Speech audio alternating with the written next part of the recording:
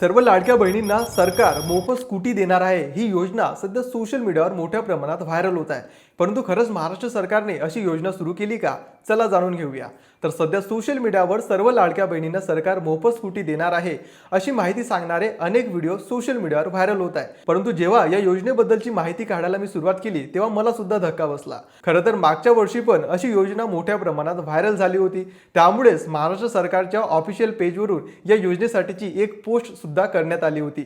या पोस्टमध्ये लाडक्या बहिणींना मोफत स्कूटी दिल्याचा जो दावा केला जातोय तो पूर्णपणे खोटा असल्याचं महाराष्ट्र सरकारने सांगितलं होतं। एकंदरीत काय तर महाराष्ट्र सरकारने अशी कोणतीच योजना सुरू केलेली नाहीये। सोशल मीडियावर जे व्हिडिओ व्हायरल होत आहे ते फक्त काही फॉलोअर्ससाठी आणि काही लाईकसाठी बनवले गेले आहे। त्यामुळे असे व्हिडिओ पाहून कोणत्याही वेबसाईटला भेट देऊ नका आणि कोणत्याही वेबसाईटवर आपली खासगी माहिती जसं की आधार कार्ड नंबर, बँक डिटेल अजिबात टाकू नका, कारण असं केल्यास हॅकर तुमच्या या खासगी माहितीचा दुरुपयोग करू शकतो। मग आता महाराष्ट्र सरकार खरंच स्कूटी देतंय की नाही याच्याबद्दलची संपूर्ण माहिती तुम्हाला मिळाली असेल। त्यामुळे ही माहिती जास्तीत जास्त शेअर करा आणि अशाच खऱ्या माहितीसाठी आम्हाला फॉलो करायला विसरू नका।